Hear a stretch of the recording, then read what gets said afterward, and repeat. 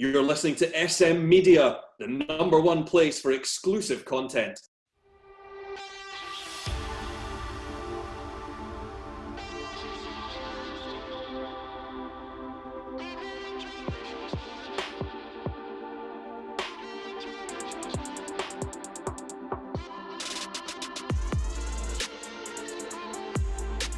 Hi everyone, and welcome to the latest episode of the Pro Wrestling Show right here on SM Media. I'm Scott McPike, delighted to be your host as always. A very special guest in this week's episode. I'm joined by one of the highest flyers in Scottish wrestling right now, Ian Skinner. Ian, it's a pleasure to welcome you onto the show. Thanks for joining me. Thank you very much. I hope you're doing well as well. And everyone who's listening, I hope, and watching, watching as well. I hope y'all are doing well. Yeah, I'm from Texas now. Big Texas, Ian Skinner. That's what they used to call me in high school. Big Texas. Brilliant. How are you? I'm doing very well. But bit sore because I've been getting back on the grind. Now gyms are opened and outdoor contact training and group indoor training has returned. I had a lot of time in ring and a lot of time like outside as well. It's weird doing outside training. That's something that we hadn't done before, but trying to we're not like throwing ourselves around on concrete because I think that'd be a silly notion, but like grappling outside is just a weird thing. So yeah, I've been grinding and then doing the normal work as well on the side there. So it's been good. Especially like with everything, it's been so higgledy-piggledy and topsy-turvy. I know everyone, like, when you ask the question of, like, oh, how are you doing? It's usually preceded with the caveat of, well, as good as you can be. Yeah. And I think, luckily, now we're heading towards a direction where we don't need to have that caveat anymore when speaking. So, yeah, what about yourself? Have you been doing well, doing very good, just hoping to get back to normal. But, do you remember the last time you wrestled with a full crowd? That must have been like 2020 March. It was Pro Wrestling Scotland's show in Douglas, I think it was. Right. It was just good because a special part of that show, it was little like family show.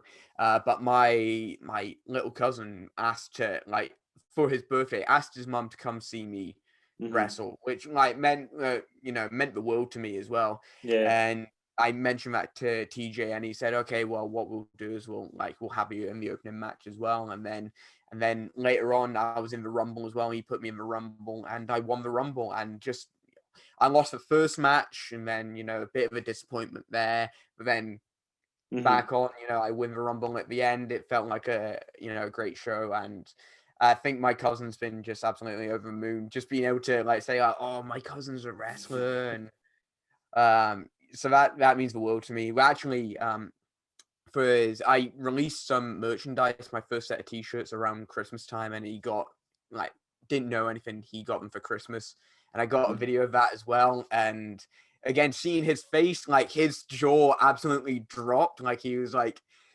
being he's only he's coming on 10 and stuff. So he's just Christmas for him was oh, come on, let's get on the next present. Oh, this it's probably a little flimsy thing. He's oh, I want to open the big I don't know, Lego set or something, or my PlayStation or whatever. He gets a flimsy thing, he opens it, and then just seeing his he's sucking on a lolly and he goes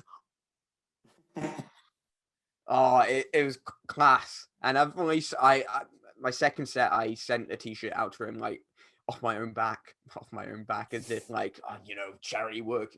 But I was here, you liked my t-shirt so much, here's another one. Brilliant. Very good. Obviously, you were like that yourself, kind of growing up. Who were some of your kind of wrestling heroes when you were growing up? So I'd say one of the first people, I don't know if you've listened to any of my other interviews, but my first experience in wrestling was on Sky One. And I remember I only recently came upon the match itself, but the first match I ever watched or remember watching was Tajiri and Bubba Ray Dudley. Right. But they're both dressed as Santa. Yeah, I remember that, yeah. So that's the one thing that stuck with me. So I feel Tajiri had been such a I've always been obsessed with the poison mist. Right. It's such a cool thing. But the other as I got older, when I was it was around 2005, 2006 that I was kind of engaged in wrestling, it would have been guys like Eddie Guerrero, Yeah. Rey Mysterio, Batista. He was cool back then. It was like they were the main guys: Eddie Guerrero, Rey Mysterio, Rob Van Dam. Ray and Rob Van Dam was sick. Then Kurt Angle, Undertaker. All the usuals. I remember I think my first figure, it must have been the Matt Hardy and Jeff Hardy. No, not Matt Hardy and Jeff Hardy. Matt Hardy and Edge. The Matt Hardy Will Not Die feud. I remember getting my first two figures, which was Edge and Matt Hardy. That was a class. Brilliant. What kind of inspired you? When did you kind of make the decision that you wanted to become a wrestler? So it was weird because I fell out of wrestling in high school. Right. Then I started doing a podcast with a mate of mine, and he was mad about wrestling, absolutely mad. And I'd always check in with him, just like, oh, what's Rey Mysterio up to now? What's Kane up to? Just all the favorites, and then he'd like tell me little shows, and I'd like watch little things recommended on like from Squared Circle. But then I was doing like uni and college interviews around Glasgow, and I was staying with him one night. He's like, oh, do you want to see the show O2 ABC? I'm like, yeah. Pop along at Shug's house party, the first one where Drew Gallery returns. Yeah. But it was the match where it was Kaylee Ray and she did like some dive off of like the barriers, and I was like right next to the barriers whilst it happened, and I was just absolutely engaged at that point. Just like the physicality, it was incredible, and I was like, yes, this is what I want to do. But I'd say that even after training to wrestle, I truly understood and found what I loved through the wrestling Katsuyori Shibata, because as soon as I saw him wrestle, it was the first time that I was like, whoa, okay, what is going on here? I was watching like for the Shinsuke and AJ match, and they were on right before it was Ishii and Shibata.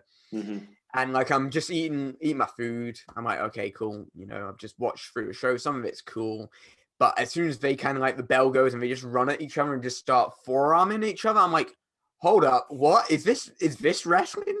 Because I no inclination on like the old. I'd watched old Ring of Honor, but I think I'd never thought about it as much. And like I always just like, wow, that's a cool move. But this was kind of like, whoa, what's the story here? Do you guys actually hate each other? Like, why are they going so hard on each other? And that was just the point where I was like, I was in love again. Yeah. Like my childlike wonder came back, and I was like. And then obviously, when did you kind of first get the idea, like training school and things like that? When did that first come about? So my mate, he used to train, but he trained and then fell out of it. So I was kind of like he recommended school I went to. I did a bit of research online, like Scottish wrestling schools, and there's one in Airdrie, headed up by TJ Rage. So I ended up heading along there. It was like an hour train journey, and like I got there super early, just like dead keen. I was like, oh, where's the wrestling training? And I was like, I think I was maybe an hour to a half an hour early, maybe like 45 minutes. And I was like, oh, it's in that room, but the guys aren't here yet. So I'm just like sitting there for like, oh God, where's and then since then, I think my first couple years I was on and off training because I do other stuff on the side, like stand up, acting, bit of this, bit of that, fingers in a couple pies. But then in 2017, that's when I like doubled down hard every week without fail, every Sunday through Airdrie. And then obviously, do you remember your first match? First match, it was my debut match. It was at the Academy Attack show, which is kind of like a student showcase kind of show. Friends and family come along. Yeah. It was against Logan Smith, who you also probably know from ICW Fight Club. Yeah. He's now doing some tag team stuff there. It was against him. It was before he left to get surgery on his shoulder, because he had like such a nagging injury. So like the entire match, I'm like, okay, I'm just gonna try not. A funny story about that one. First part of the match, I'm just like super keen. I ended up like stomping right on his throat. It was an accident. I didn't mean to do so, but the noise he makes is just it's like, and it's like, oh god, can we continue? Like, have I the first thing that I do in this match? Have I just ruined the entire match? But no, we go on to have like a pretty decent match. Maybe not one for family show, but we still had like a great match. And I think if there'd been anyone else, I'm not sure if they'd be able to gelled with me like he did. We also had another match on ICW Fight Club as well. Yeah. So that was good to like have that somewhat evolution, 2017 December and then like 2021, maybe like February. It's just what a jump. Yeah, definitely. Who were kind of some of your good mentors when you were starting out? TJ Rage, obviously, Yeah. he's just the most down to earth guy. He's a bit of a character. Yeah, like I think one of the main things that I always get from him is like bish bash bosh, big back body drop. Like when he's just like planning stuff, he'll just go right, bish bash bosh, and like he'll start near enough every sentence with that. Or like my favorite one is he'll always do all right, grab him with your left, no your other left. Oh my right. Yeah, he's a funny guy. But I'd say he's understated for the abilities that he has. I think because of his size, he always wrestles the kind of like mastodon powerhouse style, but he never really gets to get down with the technical wrestling, and he's incredible at technical wrestling. But I guess when you are a guy his size, like if you were if he was in a match with me, you wouldn't like want him to like put me in a Bolton 3/4 or like a cravat. Nah, you'd want him to spear me, jackhammer me, and then pin me for a 3. That's what you'd want.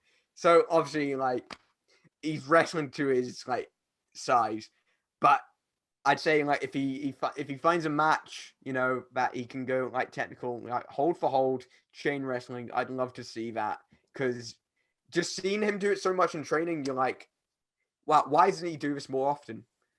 Because he's got a good spear. How would you say your first kind of year or so was in the business? I think I was fairly privileged with my first year. I got to work a lot of places. I actually have like a spreadsheet that like I like try to get all my matches and dates, who I was against, like little things about like, oh, it was my first triple threat, or it was my first this or that. My first year I got to work in like a couple shows. Like most people, they make their debut and then probably be like half a year that they make another like debut, or they keep working. But I think I've had a lot of opportunities like in my path in there. So like I think maybe my debut in 2017 in December, and then I think it was around November 2018, I got the opportunity to wrestle on one of the main shows for PBW in Dumbarton. Right. Like a pre-main event, just I think right time, right place. I've been working hard, to be the best wrestler at that time. It wasn't my best expedition, maybe. I don't know. A word that begins with an X. We'll go with that. Exhibit, exhibition. That's it. Yeah. That's the word. I was making a joke about exhibit, like from Pimp My Ride, but it turns out it led me to the right word. Amazing. Yeah, it was probably not my best exhibition, but it was good to have an opportunity like that. And then I got to work in Reckless Intent, and then it all kind of like snowballed out from there. I began working with Source the following year, doing more seminars, learning from more heads, more minds. And I think everything just started snowballing from there, because in 2019, that's when I get I'd say a break in regards to appearing on ICW Gonzo, and then and obviously SWA as well. Was that a good company to work for? Oh yeah, SWA was great, working up in Inverness, which is so myself. You're probably thinking, oh, where's that accent from? Because that's always the way that people ask me where I'm from, because of my weird chameleonic accent. I was born in England. When I was 7, we moved up to Scotland, a place called Elgin, lived there for about 10 years, moved down in and around everywhere, until I started living in Edinburgh in 2019. No, when I was 19, not 2019, for college and university. So going back up to Inverness, which is near Elgin, it's familiar territory, and then working at the Lions Den match with SWA. That was fun, because I think I did a couple rumbles, and I think as well that was a great show to be on, because I was backstage with a lot of like my colleagues, rather than being like a fresh face and just like being like, oh, you know, whilst the rest of the show was going on, I was able to kind of like relax and not have to kind of like go in nervously, like, can I plan something with you? I was like, oh yeah, I know you, you know me, you know, we know what to do.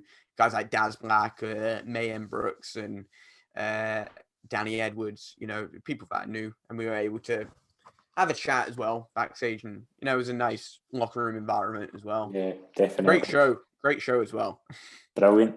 You obviously said there about your break. You went to ICW and the Gonzo as well. Like, when did you first hear the ICW were interested in bringing you in? So it started as a seminar at the school, and there was the inclination of, it's like, well, you know, if you're gonna have Mark Dallas here for a seminar, you know, we're gonna put the people with more experience, gonna put you guys in matches to kind of like showcase yourselves.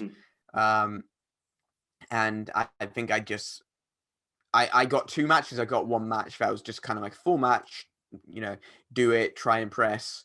And I got the feedback from Dallas saying that I was the best wrestler in that room at the time, which was, I was over the moon. Yeah. Part of me, I think even then just still feels like it was like a bit of a blow of smoke, but I guess there was something behind it. I like to think I'm maybe too humble sometimes, because I don't like, I could understand like people look at Daz Black and they go, okay, we know what the appeal there is. He's jacked to the moon. He can do flips. You know, he's got everything there. I still look at myself and I'm like, I don't know why people like me. People put me over online and they just go, he's so talented and he just knows what he's doing. I'm like, do I? But I think that's a me thing.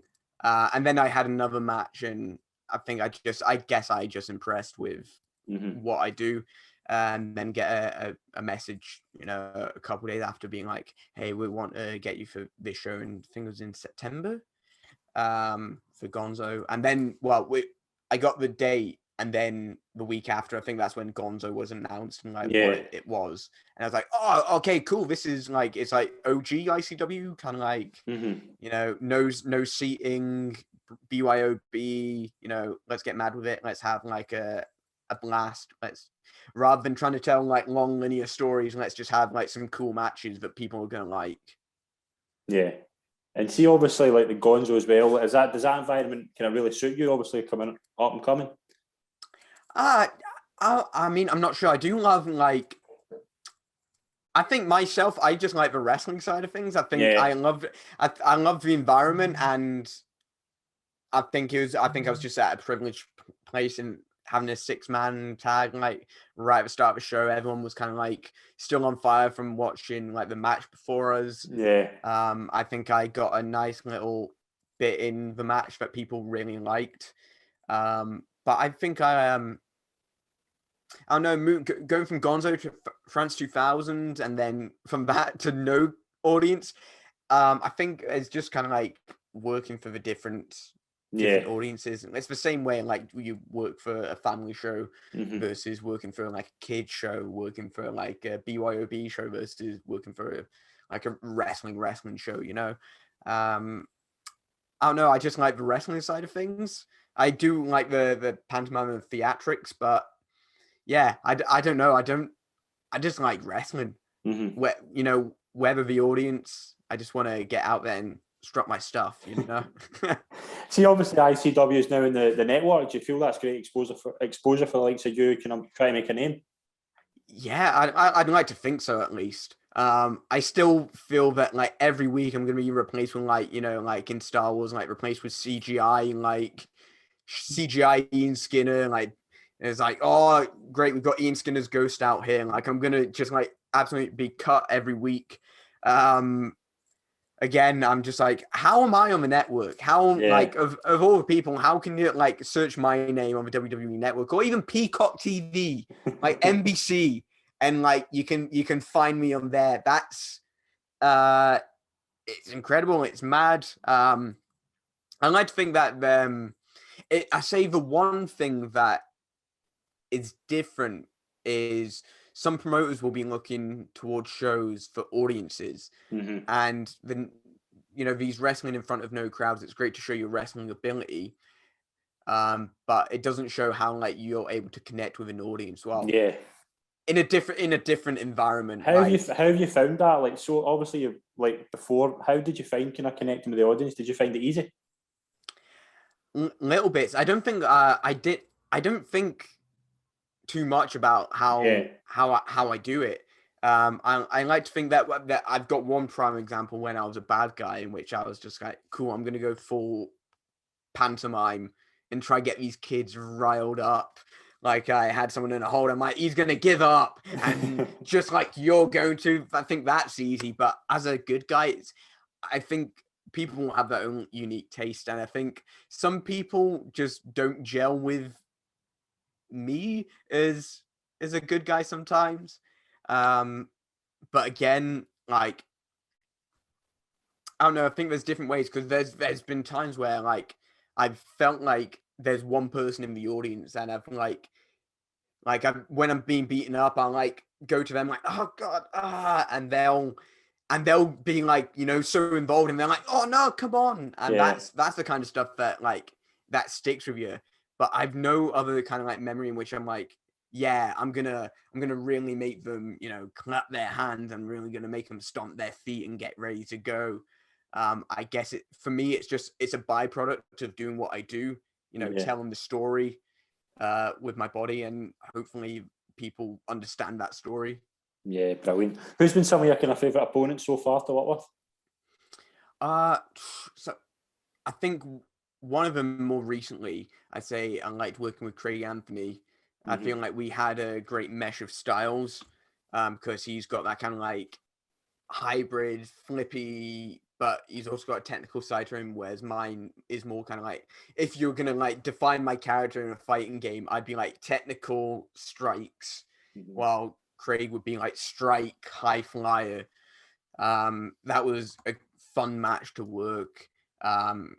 DCT as well, because I think DCT was maybe one of my first bigger names on ICW that I'd worked with, and also the story that we told in that match, I don't know, it felt raw, because part of it was real in that match, kind of like it was just kind of like a test of my mettle, because a lot of it was him just like beating down on me, and me just kind of like coming back and being like, oh, you're gonna beat down on me? Well, I'm gonna come back. I don't want to swear. I don't like no swearing. I'm like Danhausen.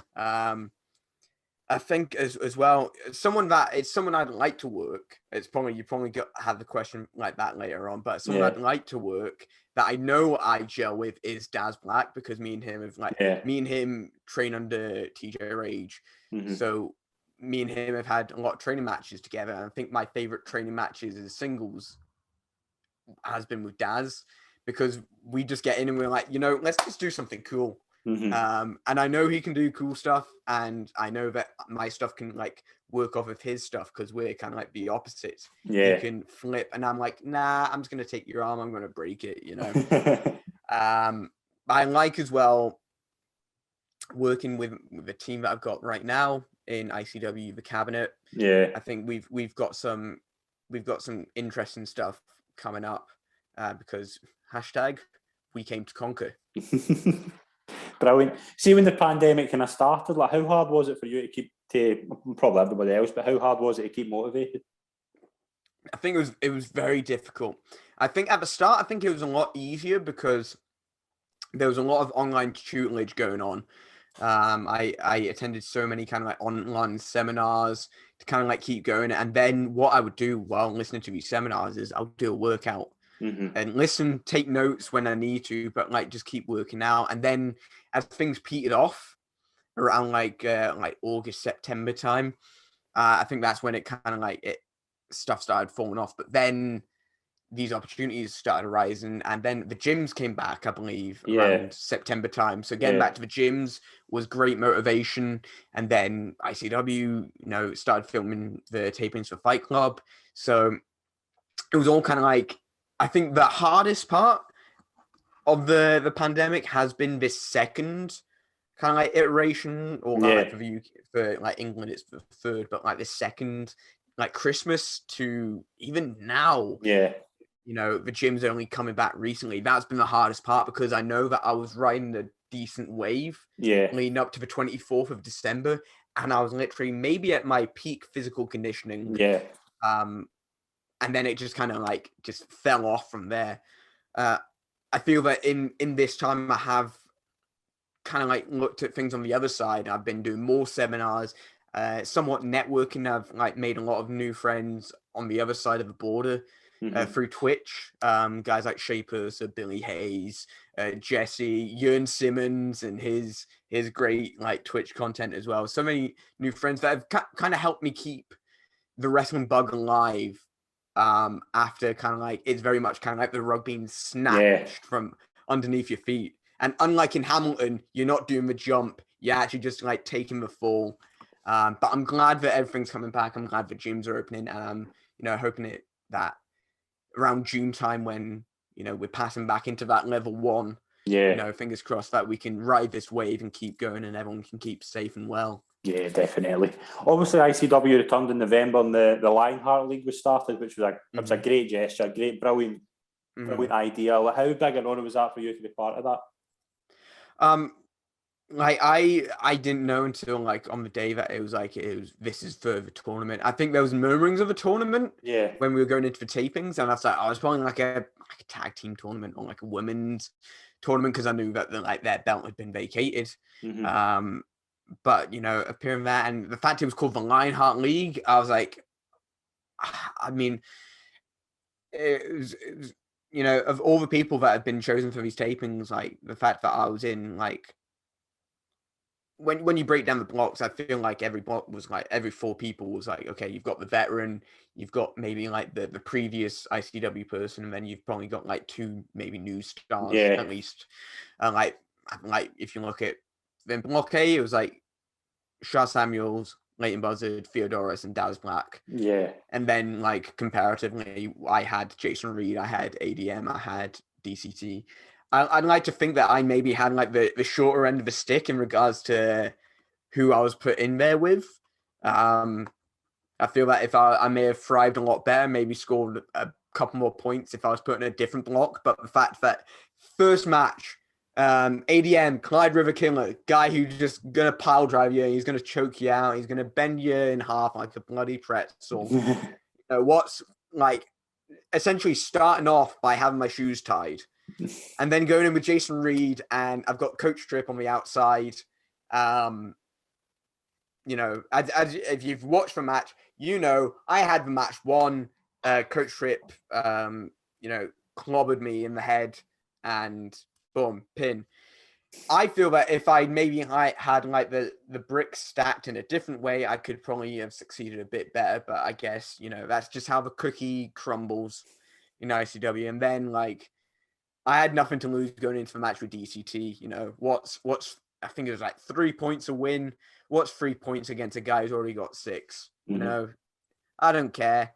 He put me down. He broke my nose. He put me down with a headbutt that broke my nose and then a pedigree right on my face. There's no coming back from that. I think this is the first time that I've mentioned that he broke my nose.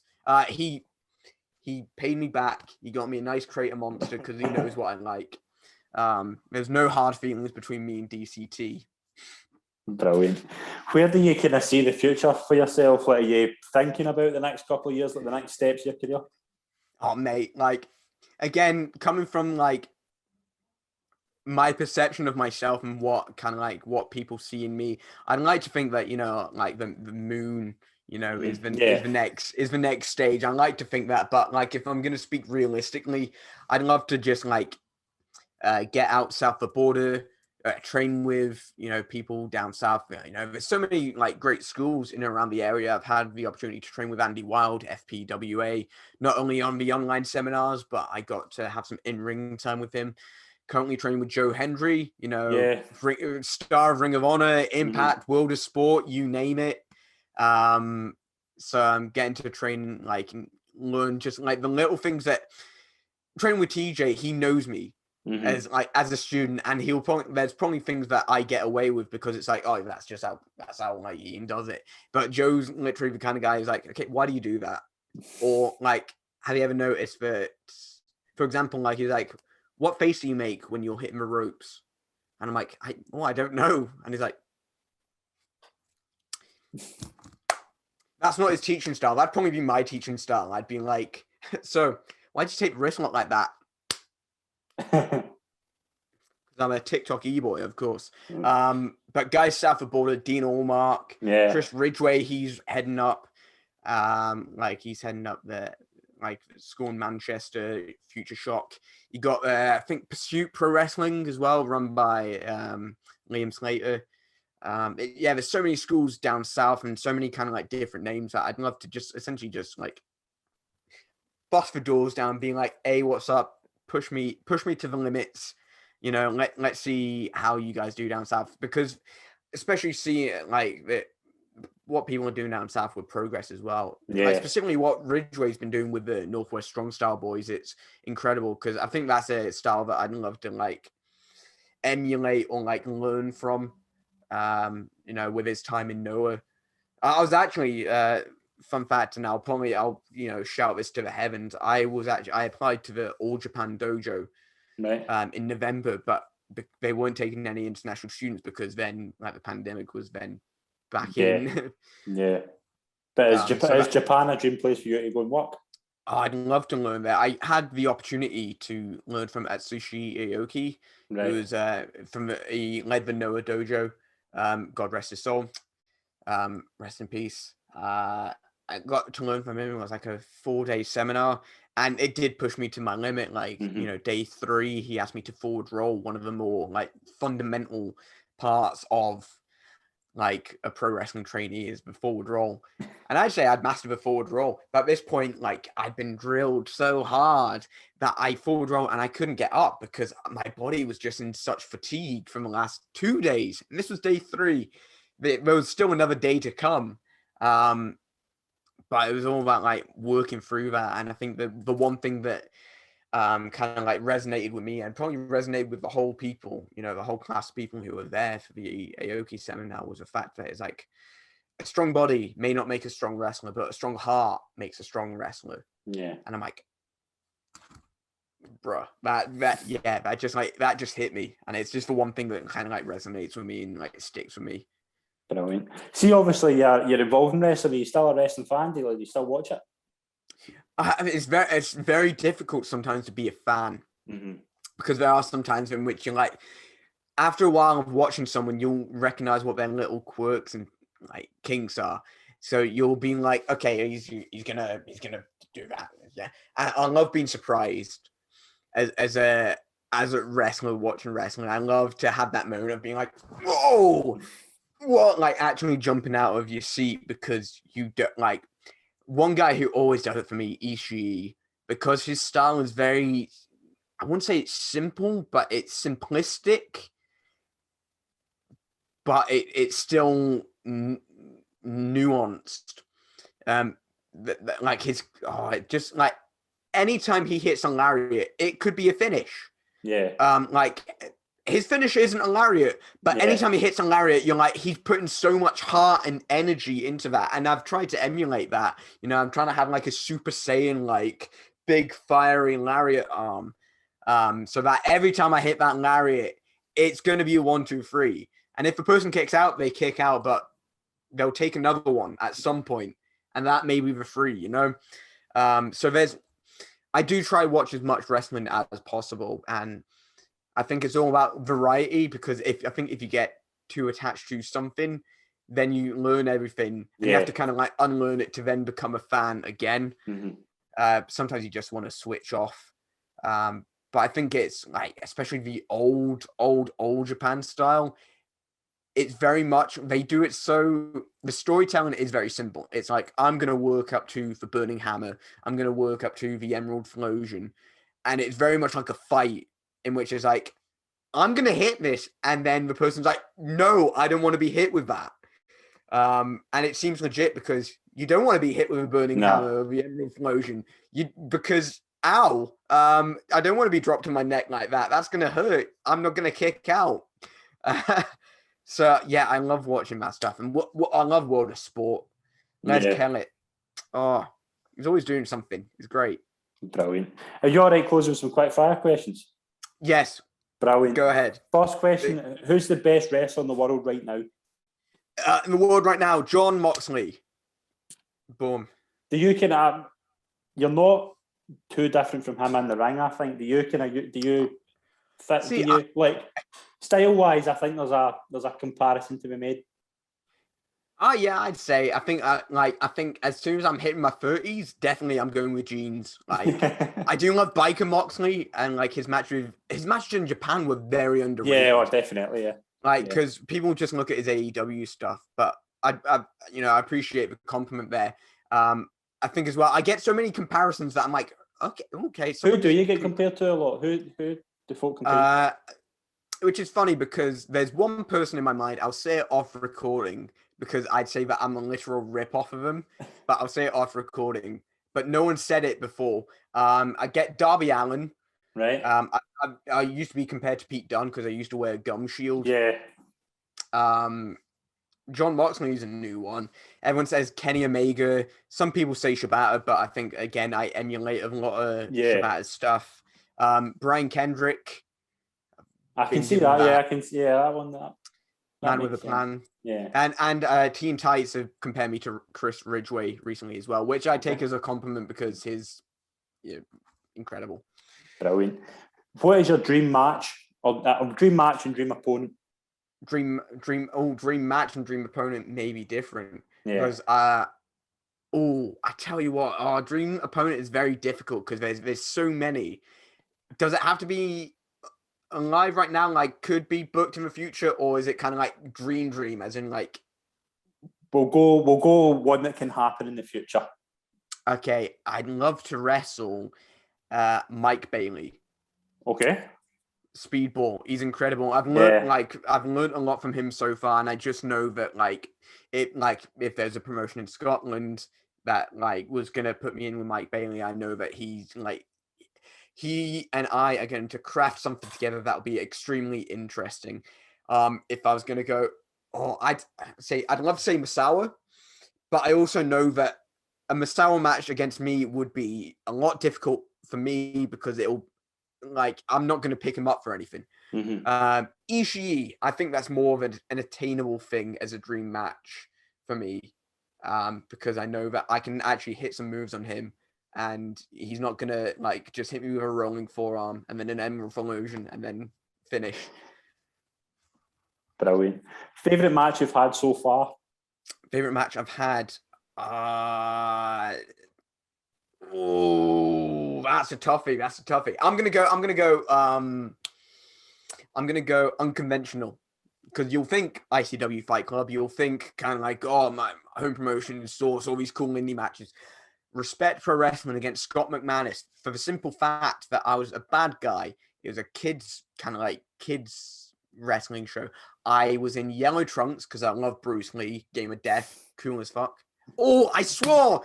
No!